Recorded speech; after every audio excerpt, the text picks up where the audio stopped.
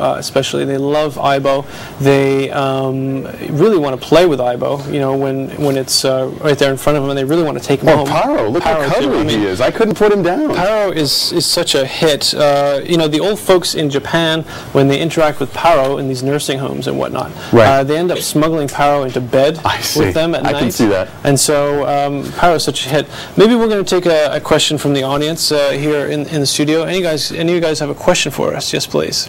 We had the opportunity to visit the Kennedy Center yesterday and see the exhibit where we got to see the Toyota Partner robot. Okay. And I was just sort of wondering, what's the purpose of the lights on its chest and head?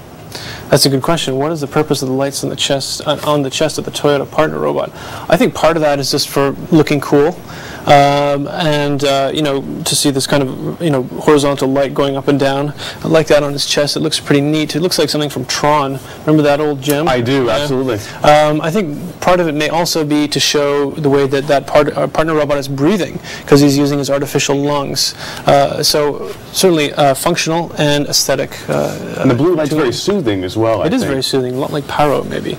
We're going to see if we have any other questions here. I think we have an email question coming up here, and it says, how long have you been collecting robots, and how many do you have? I think that's directed toward you, This Matt. is a question near and dear to my heart, let me tell you. How long have you been collecting robots? I've been collecting robots basically ever since I was born, it feels like. One of my first robot toy actually I got when I was about 5, and I've just been going strong ever since. And actually, now that I've moved to Japan, it's been a great boon for picking up more robots for my collection. Yeah, you were telling us before that Shogun Warriors, I believe, was one of the early brands of robots that you got hooked on. That's absolutely right, and that came to America in the 1970s. It was made of a collection of a bunch of different Japanese robot shows, and it was one of the first times Japanese animation and science fiction came to American shores. Okay. And it had a big influence on me and a lot of other people. Well, I know you showed off some of your robots at the Kennedy Center. That's right. And a lot of them were really impressive for all the kids to see, these giant jumbo machiners. That's right. Like that. They were really interesting to look at, so colorful.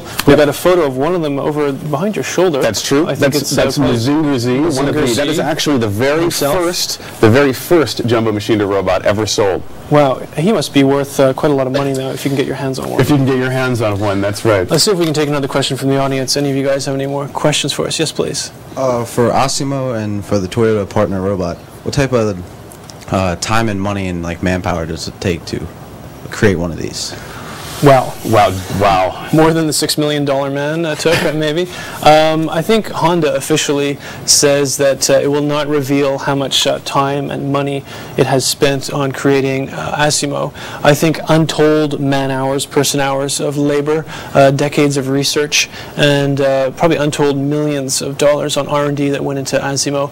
I think it will pay off in the future when robots become really popular. They say, some people in Japan say that robots are going to become the car industry of this century. I think we have another email question here. Let's see what it says. How do you see robots being used in Japan in the future? Matt, what do you think? Giant robots that we ride in and drive and fight together. No, I'm just kidding. I think, just like we were talking about before, I think there's going to be a big market for elder care robots, which might not sound really that cool, but it's a critical segment of the healthcare industry. As you said, the population is starting to shrink in Japan, and elder care is certainly really a critical industry. We already have Paro.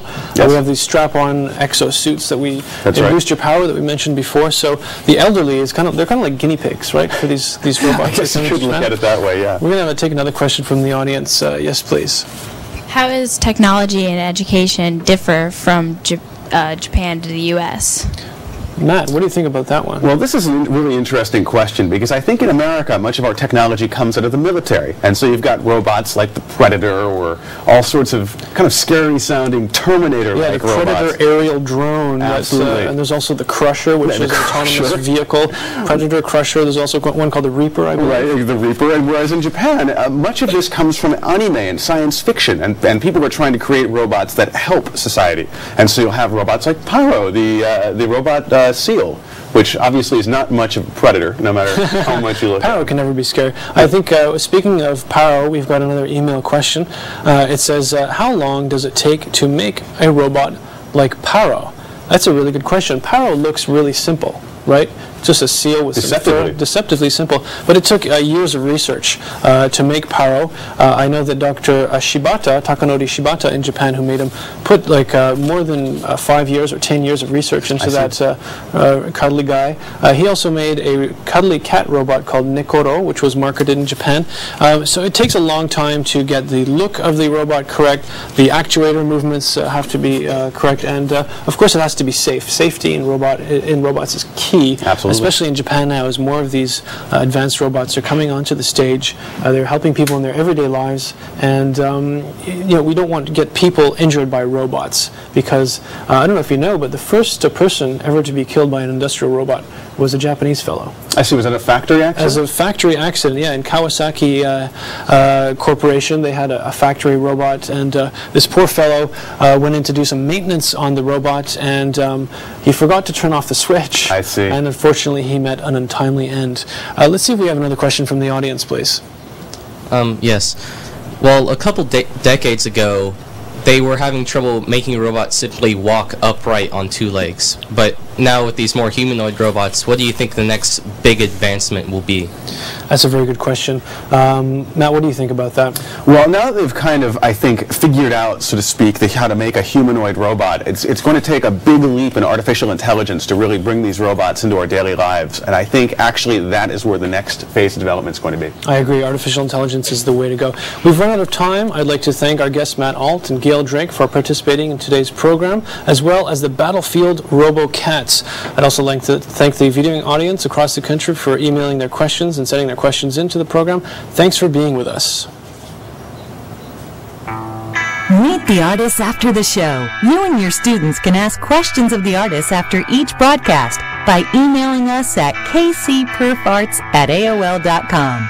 Don't forget to visit us online. There you'll find dozens of archived programs from previous seasons that feature artists such as members of the National Symphony Orchestra, Ballet Hispanico, the Billy Taylor Trio, lyricist Stephen Schwartz, cast members from Maine, and many more. Prepare for each program by downloading the study guide. Each guide includes background information about the artists, instructional activities, and additional resources to use in the classroom. The Kennedy Center Performing Arts Series, bringing the arts to your classroom.